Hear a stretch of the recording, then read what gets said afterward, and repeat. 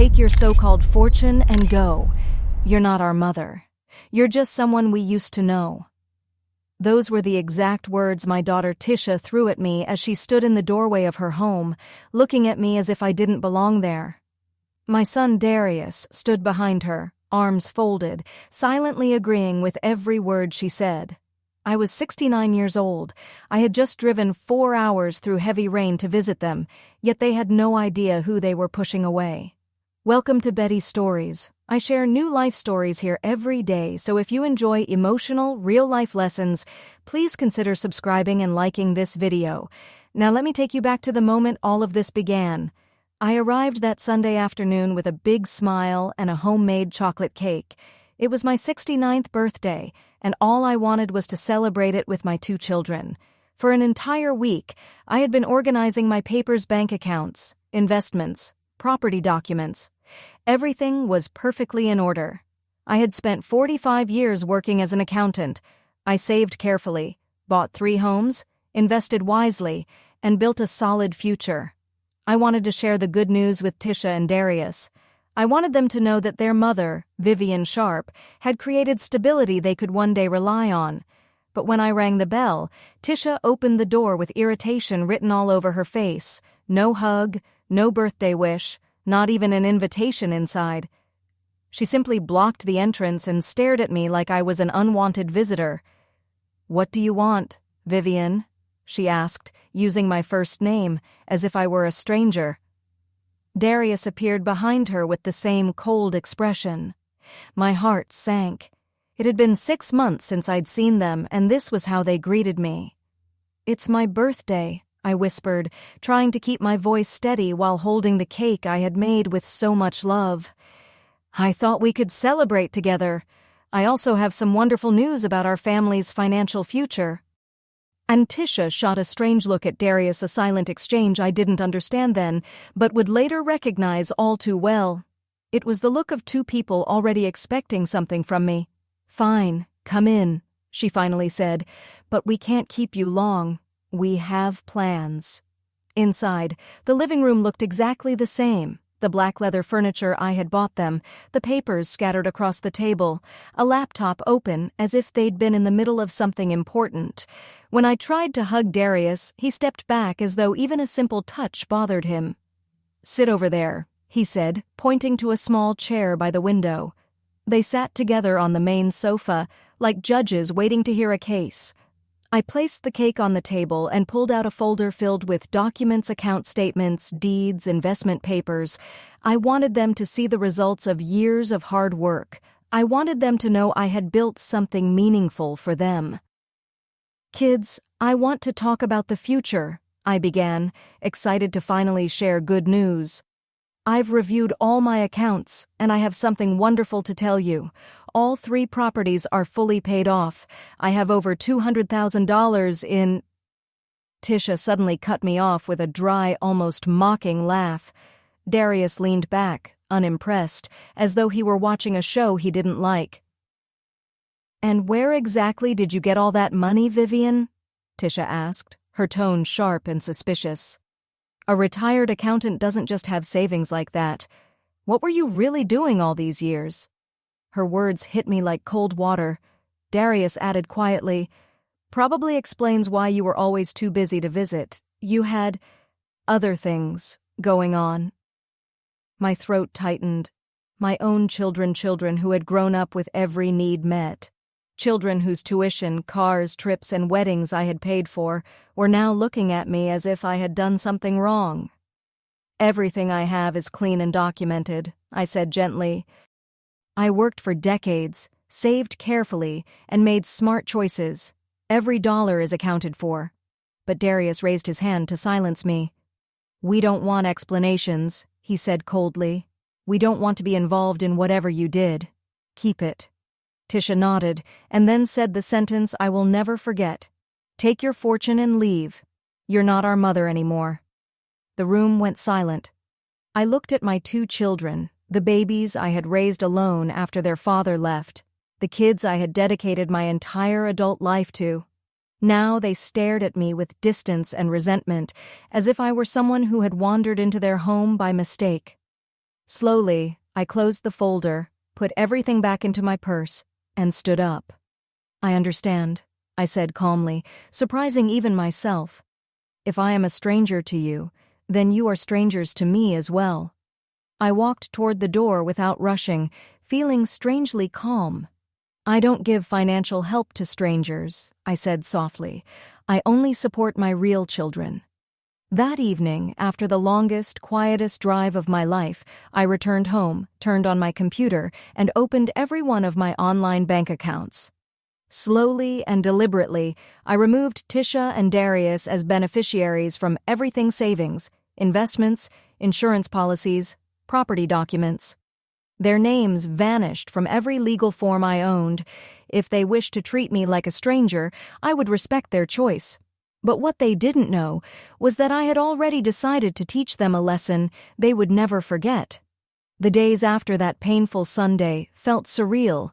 I kept waiting for sadness, anger, or tears to come, but instead something unexpected settled inside me, a clear, steady confidence I had never felt before. It was as if a part of me that had been quiet for nearly 7 decades had finally awakened. On Tuesday morning, as I was enjoying my first cup of coffee, the phone rang. It was Tisha. Her voice had changed, soft, almost overly gentle. "Hi, Mama," she said. The words sounded rehearsed, like she had practiced it in the mirror. "Darius and I were talking about Sunday. Maybe we were a little emotional." I didn't say anything. I just let her continue. "The thing is," she went on, "Darius is having some temporary difficulties. His company is letting people go and he's really stressed. We thought maybe you could lend him a little something to get through the next few months." There it was. Not even 72 hours had passed and they were already asking for money. "How much does he need?" I asked, keeping my tone completely neutral. "Well," she hesitated, "around $15,000. $15,000. For me, that was manageable. For them, it was likely the difference between stability and disaster. "I see," I replied calmly. "Tell me, Tisha, are these debts connected to responsible expenses or something else?" The silence that followed was sharp. "What's that supposed to mean?" she snapped. "Well," I said, "you told me on Sunday that my savings were not clean. I wouldn't want to give Darius anything that might affect him." Her tone tightened. "Mama, we apologized. We didn't really mean—" "Yes, you did," I interrupted gently. "You meant exactly what you said, and I meant it too. I don't provide financial support to people who consider me a stranger." Then I ended the call and finished my coffee in peace. 5 minutes later, the phone rang again. This time it was Darius. "Mama," he began, using that same soft voice he used whenever he wanted something, even at 44. "I think there was a misunderstanding on Sunday. We were both stressed. We weren't thinking clearly." "What kind of problems are you dealing with?" I asked directly. "Work problems," he said quickly. "The economy is difficult. Sales are down." But after raising this boy for more than 4 decades, I knew every shift in his tone, every pause, every attempt to hide something. "Are you sure it's just work?" I pressed. "Nothing to do with that new casino near your office?" Another silence, longer this time. I had my answer. Darius wasn't struggling because of layoffs. He had a gambling issue. "On Sunday," I reminded him softly, "you told me I wasn't your mother anymore. You said I was just a stranger with questionable money, and strangers don't owe strangers anything." His breathing grew uneven on the other end of the line. I hung up again. This time I turned off the phone. That afternoon I decided to see for myself what was really going on. I opened my laptop and checked Darius's social media. What I found made my stomach drop. Photos from casinos, stacks of poker chips, late-night outings at blackjack tables, and the timestamps showed he had been gambling regularly for 2 years. Then I checked Tisha's profile. My daughter, who worked in administration at a modest salary, had been posting pictures of luxury vacations, upscale restaurants, fancy outfits, and weekend trips. Her income couldn't sustain any of that. Something was absolutely wrong. On Friday night, as I was sorting my documents, I noticed something odd. One of my investment accounts had a series of withdrawals I didn't remember making. Small amounts at first, 500, 800, 1,000, but they repeated every month. When I added everything up, more than $8,000 was missing. I looked deeper, and the truth broke my heart. Years ago, I had added Tisha as an authorized user to help her learn about finances. She had been quietly taking my money for months, and yet on Sunday, she had accused me of having dirty income. On Saturday morning, I called the bank and spoke to my account manager, Mr. Jenkins. He reviewed everything carefully. "Mrs. Sharp," he said gently, "these withdrawals were clearly not made by you. This would be considered financial misconduct." "I don't want to take action yet," I replied. "Just remove everyone from all my accounts. From now on, only I have access." He made the changes immediately. Tisha and Darius were completely removed from every account, investment, and policy. But the missing money wasn't what upset me most. It was the double standard. Tisha had been taking money behind my back. Darius had been losing money in casinos. Yet they had accused me of being dishonest. They had projected their own mistakes onto me. That night, as I was finishing my quiet dinner, the doorbell rang. Tisha was standing on my porch with an uneasy smile. "Hi, Mama. Can we talk?" I let her inside, but I didn't offer her anything to drink. She stood in the living room fidgeting with her keys. "Darius and I have been thinking," she began slowly. "We really believe it's time for us to help manage your finances. You're 69 now, and sometimes older adults make mistakes with money." She pulled several papers from her bag. "I brought some documents for you to sign," she said. "These forms give us legal permission to help you manage things." I looked at the papers, but I didn't touch them. "And why exactly do you need legal control over my finances?" I asked. "To protect you," she answered quickly. "If we take care of everything, no one will be able to mislead you." The irony was almost unbelievable. The only people who had ever taken advantage of me were standing right in front of me. "I'm not signing anything," I told her firmly. Her polite smile vanished instantly. "Mama, you need to be reasonable. What if something happens to you? If you don't sign these forms, we may have to look into other legal options." "Tisha," I said in a calm, steady voice, "I think it's time for you to leave my home." Her face turned red with frustration. "You know what, Mama? You've turned into someone unpleasant and selfish, but don't think this ends here." She stormed out. I stood alone in my living room trying to absorb what had happened. My own children had not only taken advantage of me and spoken to me with cruelty, now they were threatening my independence, but they had no idea they had awakened the wrong woman. A plan takes shape. On Monday morning, I made a decision that changed everything.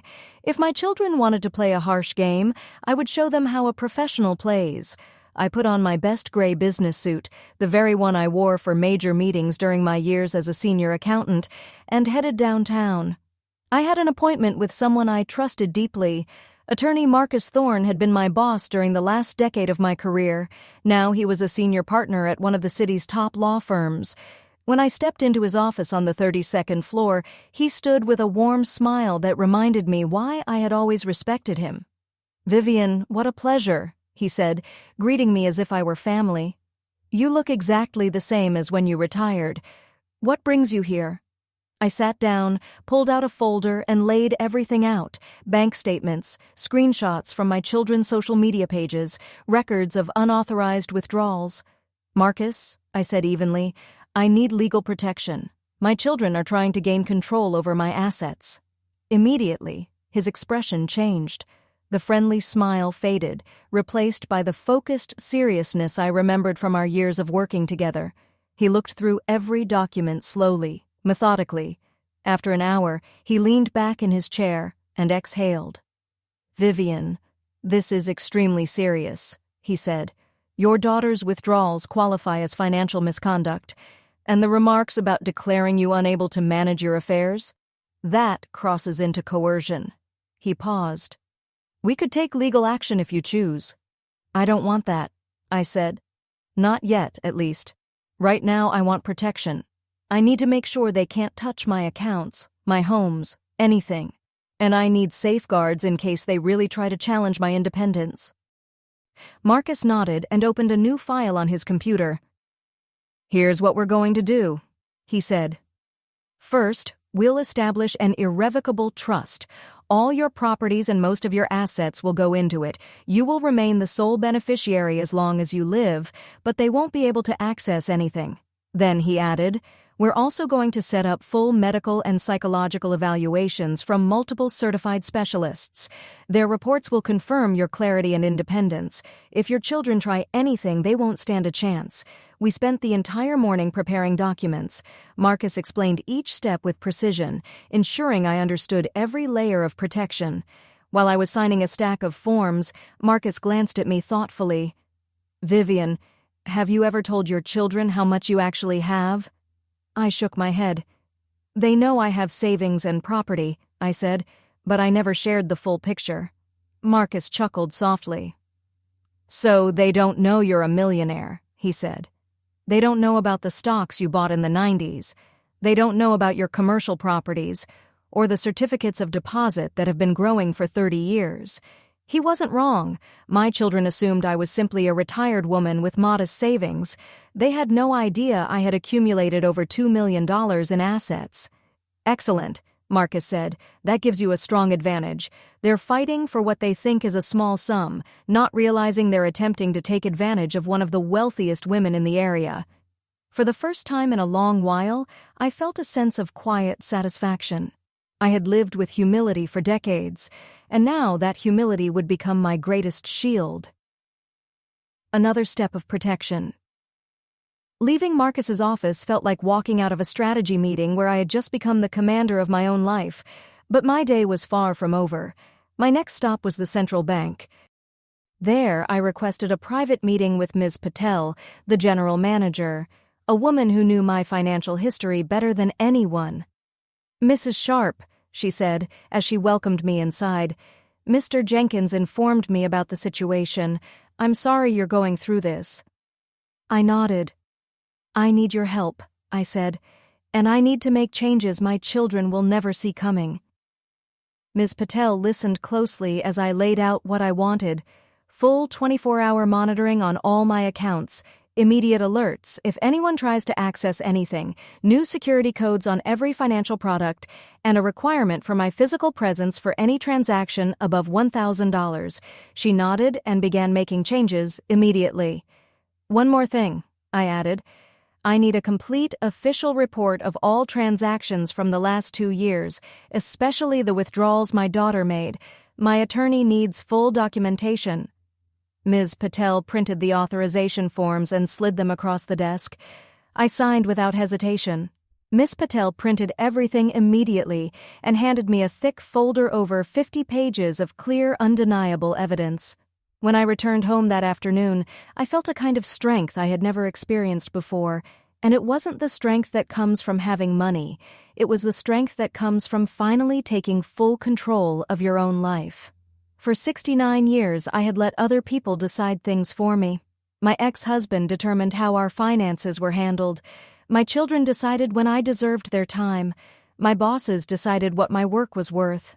But now I was the one making decisions.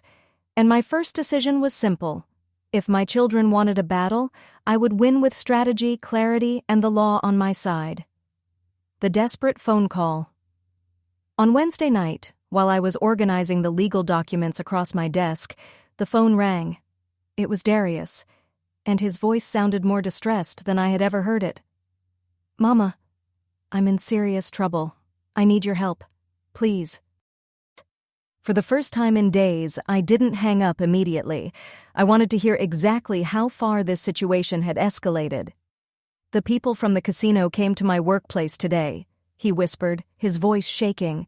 "They gave me until Friday to pay them $25,000. If I don't, something bad could happen. Mama, please, I don't know what to do." $25,000, $10,000 more than his first request. "Darius," I said calmly, "do you remember what you told me on Sunday?" He didn't answer. "You told me I wasn't your mother, that I was just a stranger whose money wasn't clean. Do you remember that?" His breathing grew unsteady. "Mama, I didn't mean it. I was scared. I didn't know how to explain everything to you." He sounded completely cornered, but I had learned the hard way that my children's tears often arrived only when their wallets were empty. "Mama, please, I promise I'll pay back every single cent." "If you are in real danger," I said gently, "you should call the police. Responsible gaming establishments don't send people to threaten others. If someone is pressuring you, then you're dealing with dangerous individuals." The long silence that followed told me everything I needed to know. "I can't call the police," he finally admitted. "It's complicated." There it was, the truth. This wasn't simple gambling. He had gotten involved with underground betting and now wanted me to cover the consequences. "Darius," I said quietly, "on Sunday you told me I was a stranger, and strangers don't risk their safety for people they don't know." Then I ended the call and turned off my phone completely. That night, for the first time in weeks, I slept peacefully. I had legal protection, my assets were secure, and I had documented everything. Now, all I had to do was wait for their next move. And something told me it would come sooner rather than later. The morning confrontation. On Thursday morning, I woke up to the doorbell ringing insistently. It was only 7 a.m., but someone was pounding as if it were a crisis. I slipped on my pink robe and walked slowly to the door. Through the peephole, I saw Tisha and Darius standing on my porch, but they weren't alone. An older man in a black suit stood beside them, holding a leather briefcase. I opened the door just enough to keep the security chain in place. "What do you want at this hour?" I asked, keeping my voice cool and steady. Tisha looked exhausted, dark circles under her eyes, hair uncombed. Darius had a purple bruise on his cheek and moved stiffly. The collectors had clearly already sent their warning. "Mama, we really need to talk," Tisha whispered. "This is Attorney Vance. He specializes in family law and guardianship." The lawyer nodded politely, but the smile on his face was so artificial it almost shone. And suddenly, everything became crystal clear. My children had hired a lawyer to challenge my independence. "Good morning, ma'am," the attorney began in a smooth, practiced tone. "Your children are worried about your well-being. They've observed some concerning behavior declining to help family during emergencies, making questionable financial decisions, showing distrust toward your own children." Each phrase was crafted like a puzzle piece, meant to build a legal case against me. "Concerning behavior?" I repeated calmly. "You mean refusing to give money to people who took advantage of me?" The attorney shot a quick look at Tisha. It was obvious she hadn't told him the full story. "Mama, please let us in," Darius insisted. "We just want to talk. The attorney has documents that will help the whole family." I knew exactly what documents he meant. A petition for a mental evaluation, followed by a request for temporary guardianship. "You are not stepping inside my home," I said firmly. "If you want to speak with me, you may contact me through my attorney." The lawyer's expression shifted instantly when he heard that I had representation. Tisha went pale. "Your lawyer?" Darius stammered. "Since when do you have a lawyer?" I smiled genuinely for the first time in days. "Since I decided to protect myself from people trying to take advantage of me. Attorney Marcus Thorne is managing all my legal matters now." Attorney Vance's face tightened the moment he heard that name. In our small city, every attorney knew who Marcus was, and they knew he was one of the strongest in asset protection and corporate law. "Ma'am, perhaps there's been a misunderstanding," Attorney Vance began, but I raised my hand. "There is no misunderstanding," I said, my voice steady and sharp. "My children took money from me without permission, spoke to me with deep disrespect, tried to intimidate me, and are now attempting to declare me unfit so they can take the rest. Every detail is documented, and my attorney has copies of everything." Tisha's face collapsed. "Mama, you don't understand," she cried. "Darius is in real danger. Those people, they might come after him today." Her tears looked real, but I had finally learned the difference between sincerity and manipulation. I wasn't fooled anymore. "Then he should contact law enforcement," I said calmly. "He can find help elsewhere. According to him, I'm not his mother anyway, remember? I'm just a stranger with questionable money." The attorney shifted uncomfortably. It was clear that my children had left out a few major details when they hired him. "Ma'am," he began gently, "I see this as a complicated family matter. Perhaps we can explore a solution that supports everyone. Your children are even willing to sign an agreement promising to return any funds they withdrew without permission. Of course, the guardianship plan had failed, so now they were trying to bargain.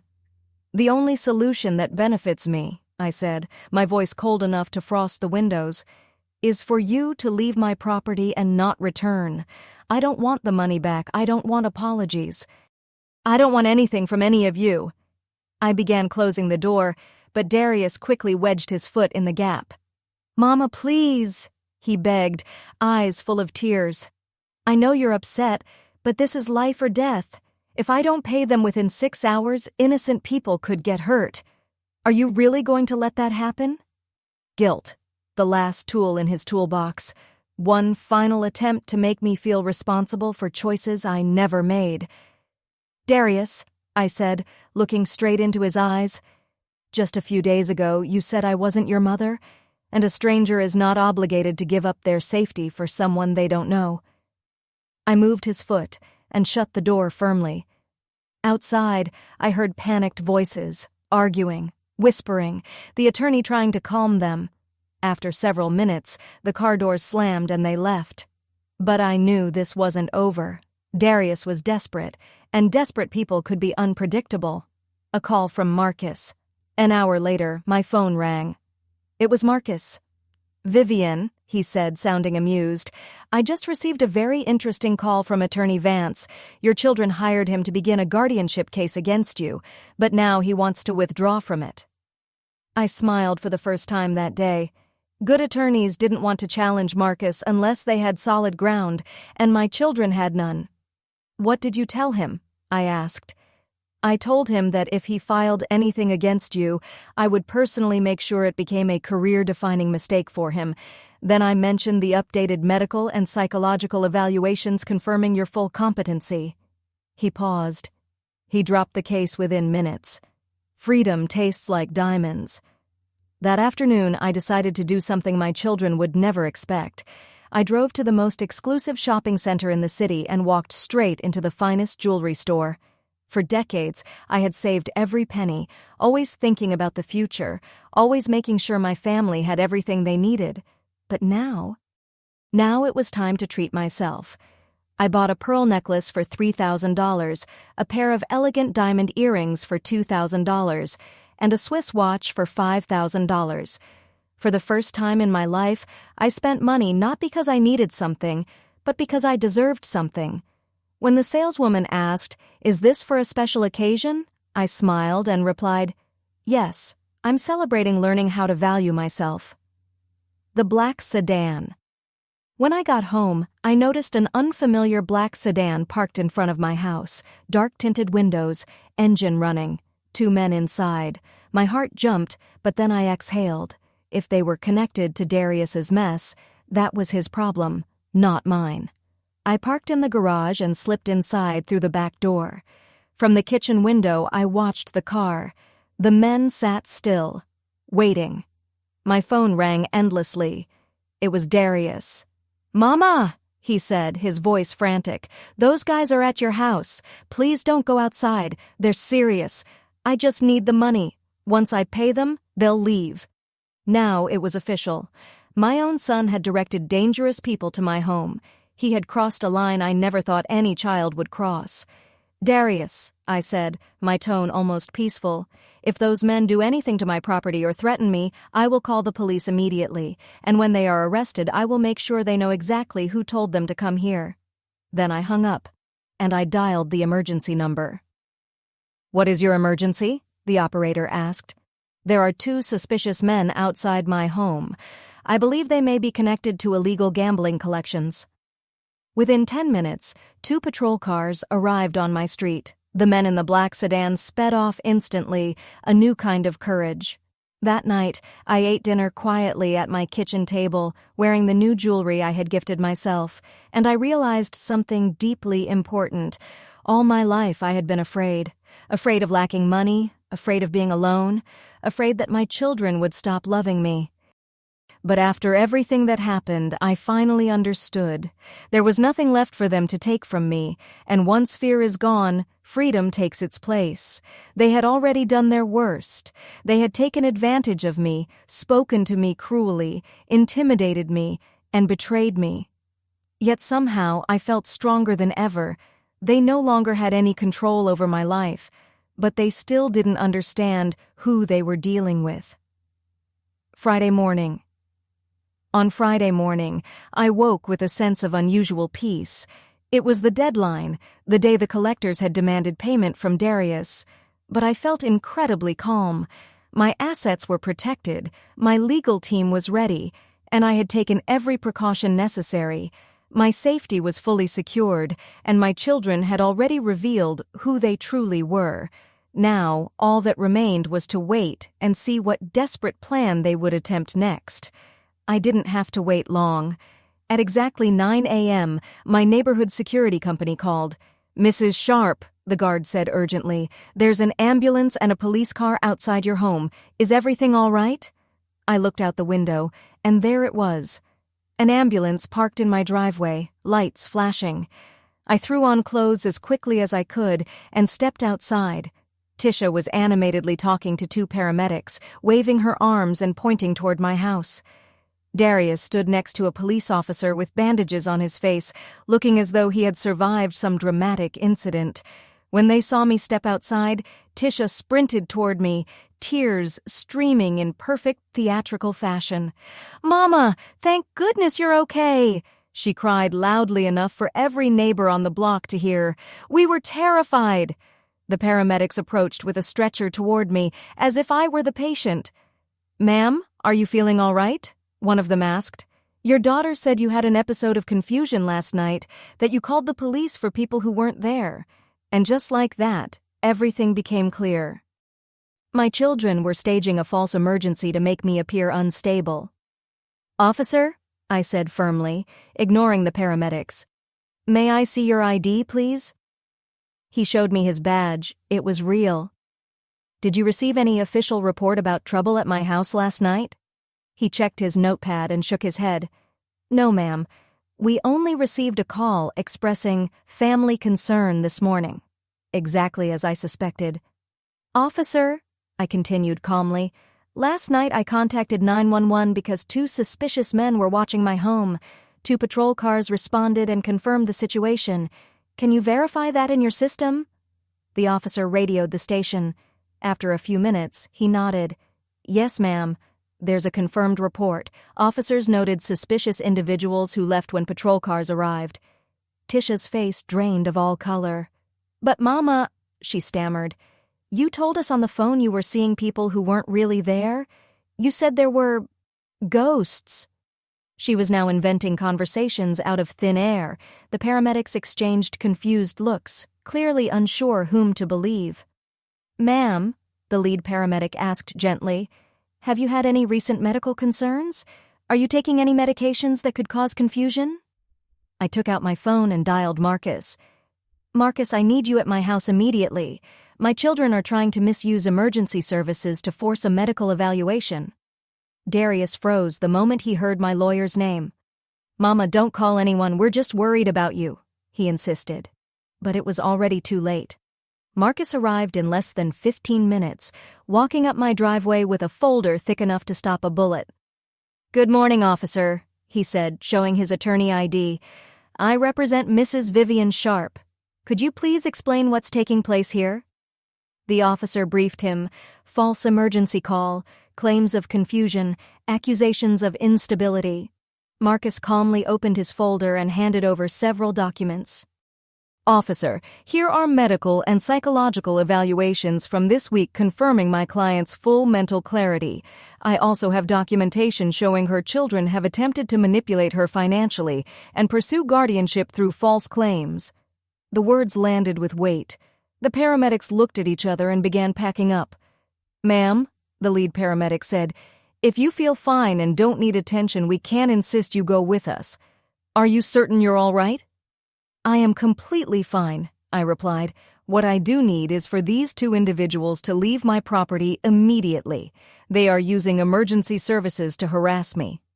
The officer turned to my children.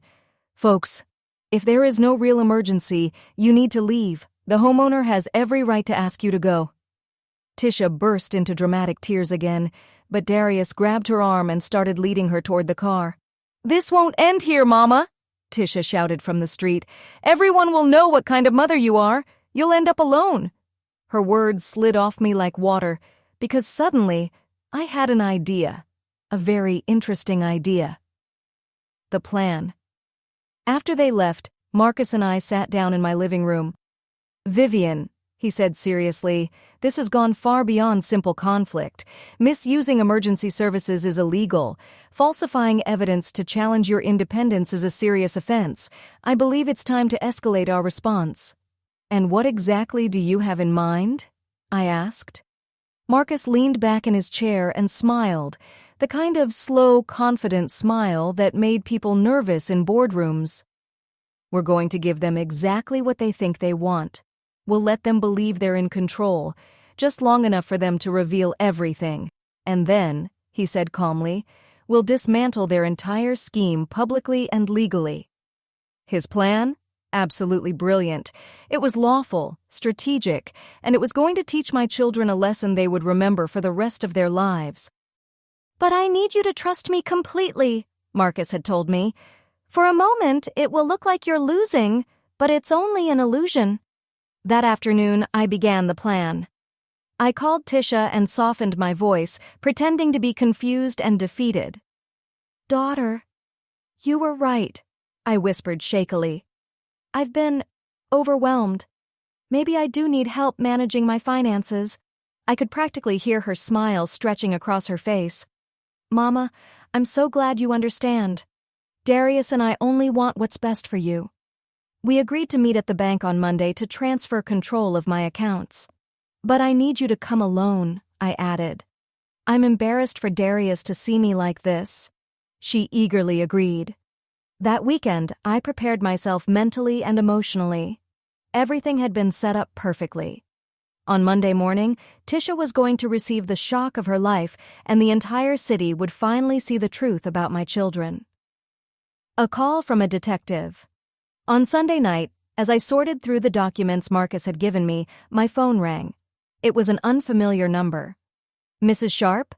An unfamiliar male voice asked. This is Detective Hayes from the Financial Crimes Division. May I speak with you? My heart skipped a beat. What is this about, Detective? We're investigating irregular activities at your bank.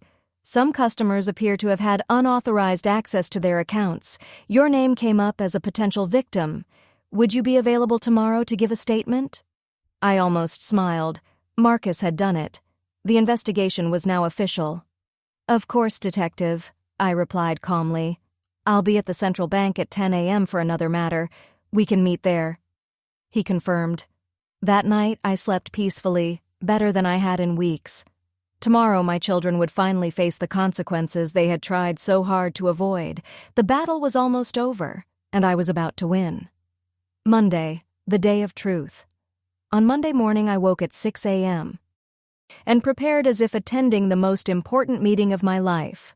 I wore my elegant black dress, my new pearl necklace, and the diamond earrings I had bought as a gift to myself.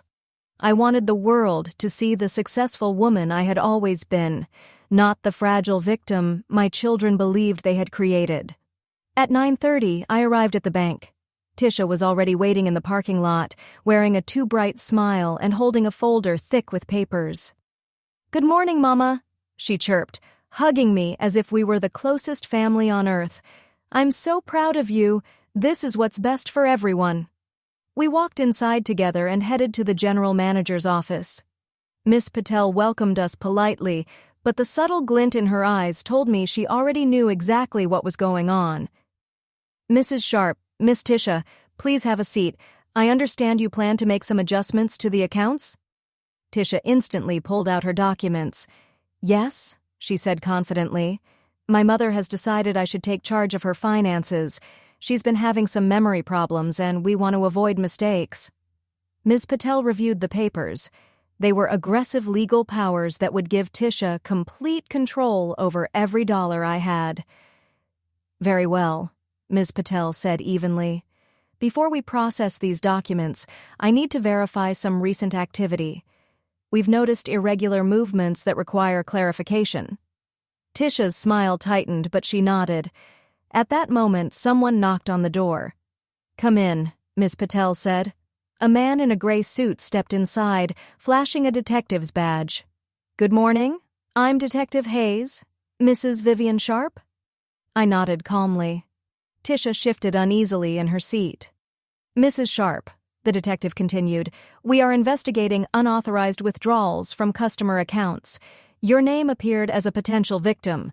Could you confirm whether you approved withdrawals totaling $8,300 over the past 6 months? Tisha turned so pale I almost worried she'd faint. "No, detective," I answered clearly. "I did not authorize any such withdrawals. I didn't even know they had occurred until recently." The detective nodded and then turned to Tisha. "And you are?" I'm Tisha, her daughter," she stammered. I had access to some accounts to help her with her finances." He checked his notes, then looked directly into her eyes. "So, you're the one who made those unauthorized withdrawals?" Silence filled the room, heavy, suffocating. Tisha looked at me desperately, waiting for me to save her as I had done every other time in her life. But this time, I stayed silent. Finally, I spoke. "Detective," I said calmly. "My daughter accessed my account without my knowledge or permission. That qualifies as a crime, correct?" "Yes, ma'am," he said firmly. "It is financial misconduct and classified as aggravated theft." The detective turned to Tisha. "Miss, I need you to come with me to answer some questions. You are under arrest for bank fraud and aggravated theft." Tisha broke into sobs. "Mama, please tell him I had permission. I only borrowed the money. I was going to pay it back." "Tisha," I said evenly, looking directly into her eyes, "you're the one who said I wasn't your mother. Why would a stranger give you permission to take anything?" Her sobs intensified, but I remained unmoved. At that moment, Marcus entered the room. "Good morning," he said smoothly. "Detective Hayes, thank you for coordinating this meeting." He turned to Ms. Patel. "Have you shown the young lady the trust documents?" Ms. Patel nodded and opened a folder I had never seen before. "Miss Tisha," she said in a firm, unmistakable tone. "Before you arrived this morning," Ms. Patel said, her voice calm but firm, "your mother transferred all her assets into an irrevocable trust. The accounts you expected to manage no longer exist. Everything is legally protected now, and you have no access to any of it." Tisha's expression collapsed completely. "What?" "What does that mean?" she whispered, clutching her folder like a lifeline.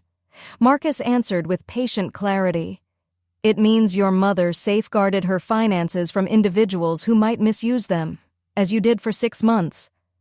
Tisha stared down at the documents in her hands. "But these forms, the legal powers..." Marcus cut her off gently but decisively. "Those documents are meaningless now. You cannot gain authority over assets your mother no longer legally owns. Everything belongs to the trust. She remains the sole beneficiary, but you have no control." The detective stepped forward. "Miss, I need you to come with me," he said. "You are being taken in for questioning regarding financial misconduct." He began reading her rights as he placed handcuffs on her wrists. Tisha looked at me with a mixture of disbelief and desperation. "Mama, you can't do this to me," she cried as the detective guided her toward the door. "I'm your daughter, your own family. How can you turn your back on me?" I rose from my chair and walked toward her. For a brief moment, she thought I was about to defend her one last time. Instead, I spoke quietly and clearly. "Tisha, you told me I wasn't your mother. You said I was just a stranger. Mothers help their children. Strangers protect themselves from people who take advantage of them." That was the last conversation we would ever have as family. Finishing the paperwork. After they escorted Tisha out, I stayed with Marcus and Ms. Patel to finalize everything. "What about Darius?" I asked. "The detective is looking for him as well," Marcus explained.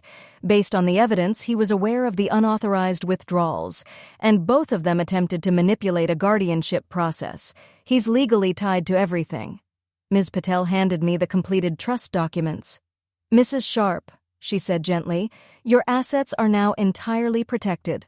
No one can access them without a very specific court order, and you maintain full control."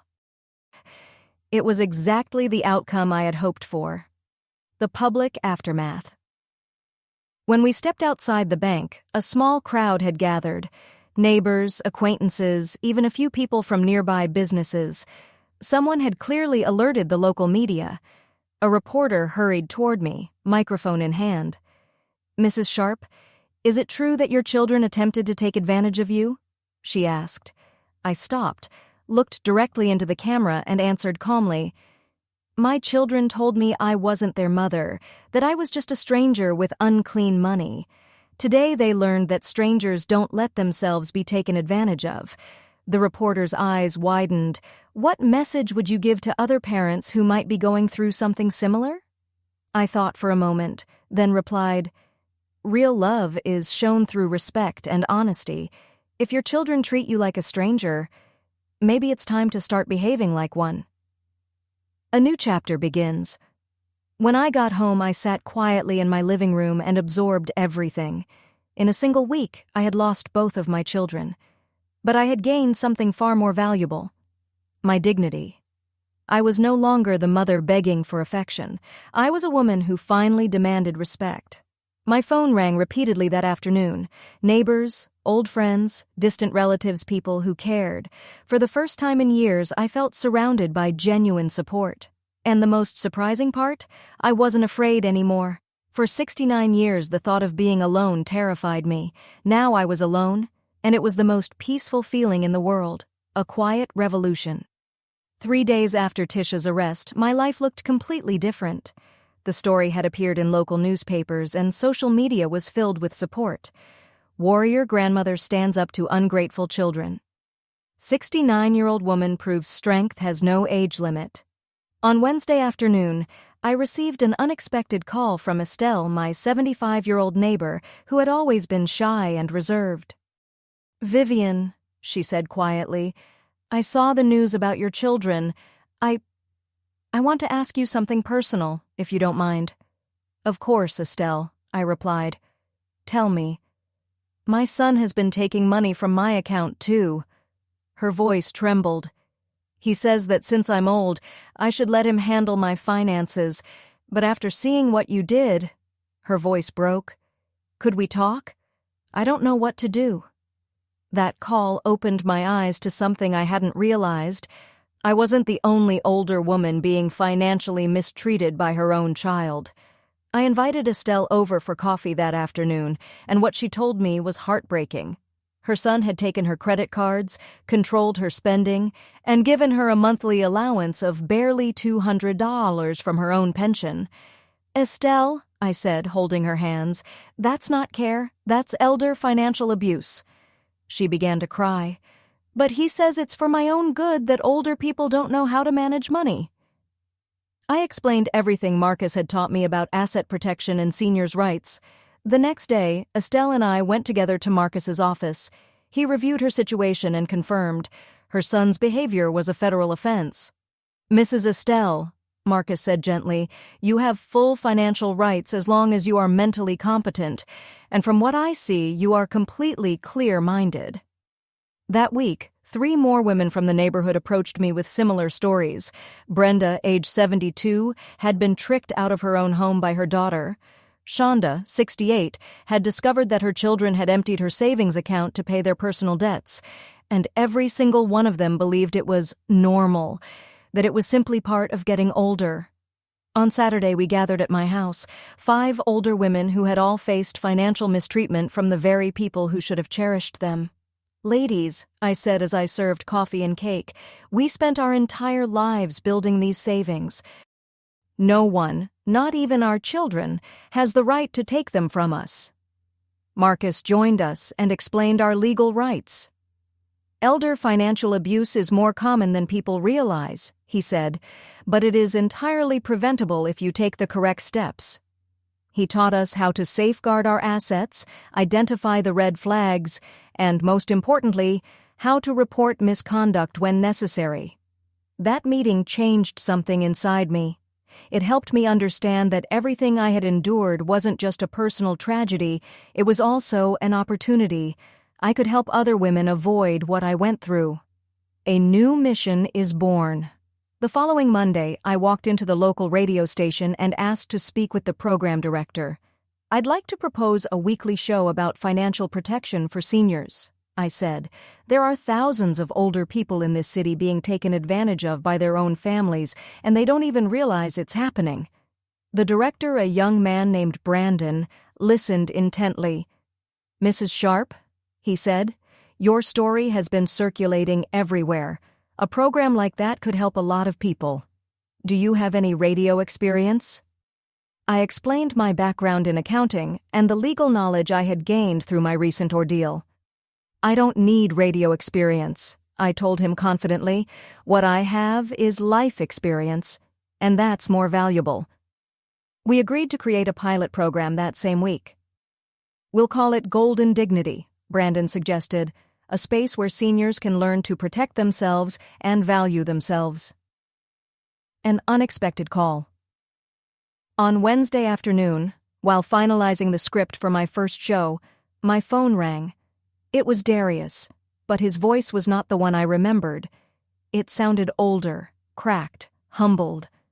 "Mama," he whispered, "I'm in jail. They arrested me this morning." "I know," I replied calmly. "Detective Hayes told me they had found you." There was a long moment of silence. "Mama, I want to apologize," he finally said. "I know we did wrong. I know we hurt you, but I never thought you'd go this far." "This far as what?" I asked quietly. "This far as protecting my own money? This far as reporting criminal activity? This far as demanding respect from my own children?" "No, Mama," he said, his voice breaking. "This far as destroying your family."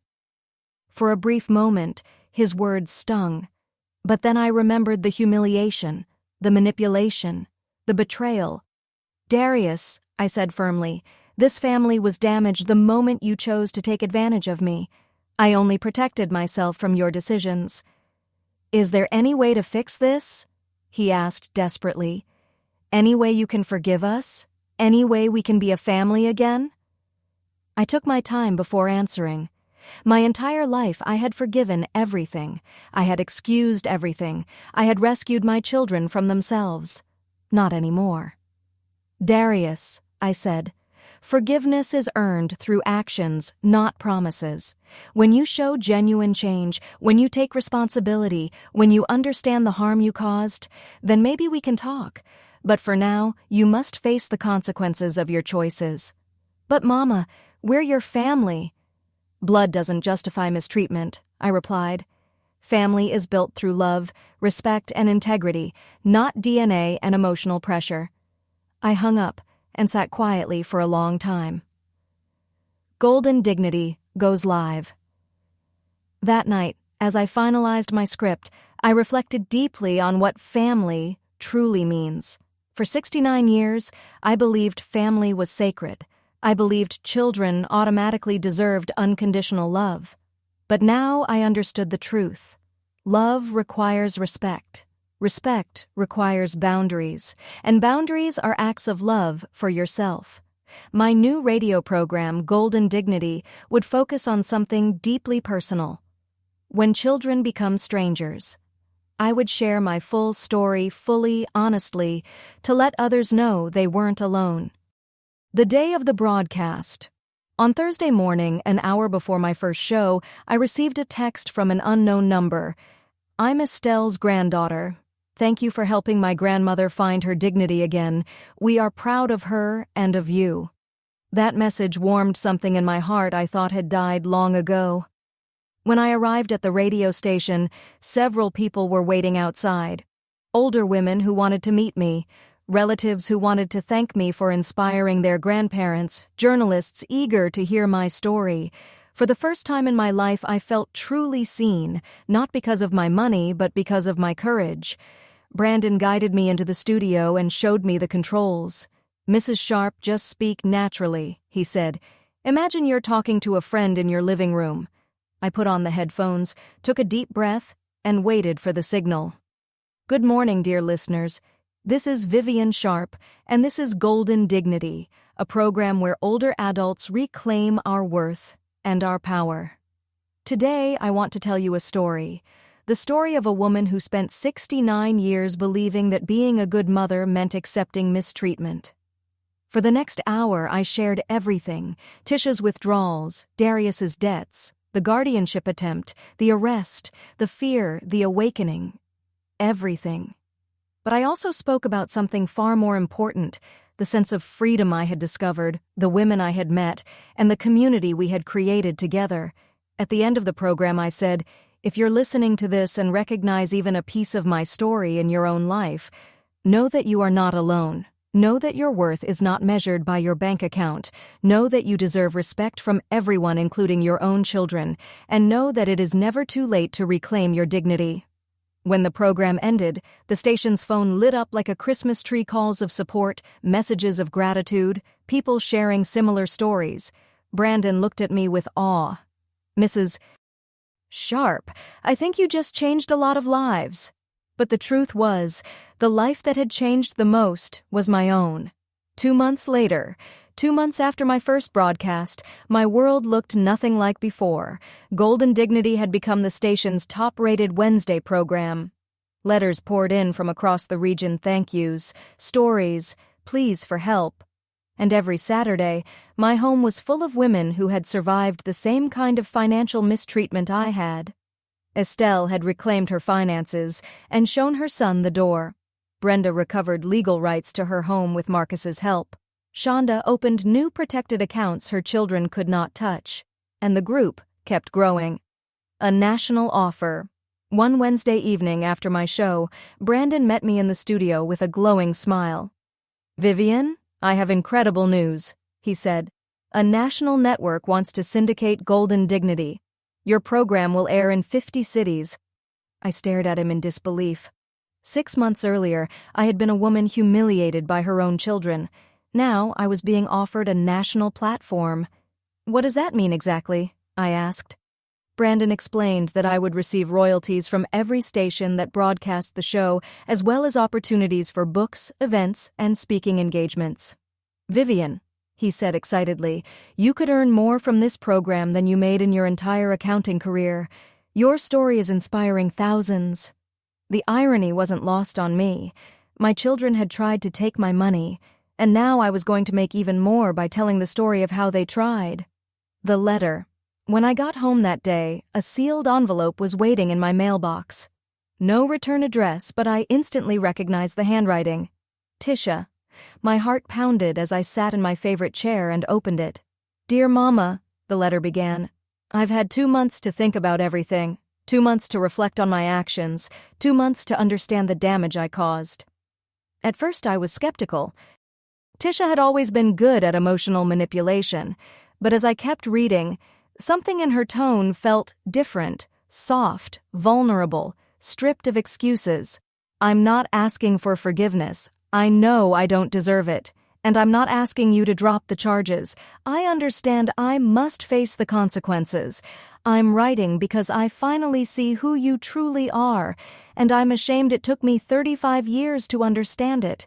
She recalled moments I thought she'd forgotten, when I worked double shifts to pay for her tuition, when I sold my car to help her buy her first home, when I took care of her son for months during her divorce. "You were always there," she wrote, "and I treated your love like something you owed me." She continued, "In here, I've met women who also took from their families. Some did it for addictions, others for debts, others because they believed their families owed them something.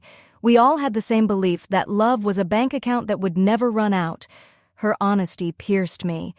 For 2 months I had kept my heart numb and guarded. But these words? These were not the words of manipulation. They were the words of a woman truly facing herself. "Mama, one of the guards lets me listen to your radio show. I feel proud of you, and ashamed at the same time. Proud that you found your strength. A shame that you had to lose your children to find it. For the first time in months, tears ran down my face. I don't expect forgiveness. I don't expect trust. I just want you to know that I finally understand the gift you always were to me. My biggest regret is not losing access to your money, but losing the right to call you Mama. I sat with the letter for nearly an hour. It was different. There was no bargaining, no excuses, no guilt, just genuine accountability. A difficult decision. That evening, I called Marcus. He listened quietly. "Vivian," he said finally, "as your lawyer, I need to remind you that letters from jail can sometimes be strategic. But as your friend, I have to say, it sounded sincere." "What should I do?" I asked. "That's not a legal question," he said gently. "It's a heart question. Just remember, forgiveness doesn't require trust. You can forgive someone without letting them hurt you again." His words stayed with me all night. The next day, I did something I hadn't planned. I drove to the county jail to visit Tisha. The process was humbling. Searches, forms, long waits. But when I finally saw her on the other side of the glass, I barely recognized her. She looked thinner, exhausted, her eyes hollow, her hair pulled back simply. And in that moment, I understood that life had already begun to teach her lessons far harsher than any punishment I could give.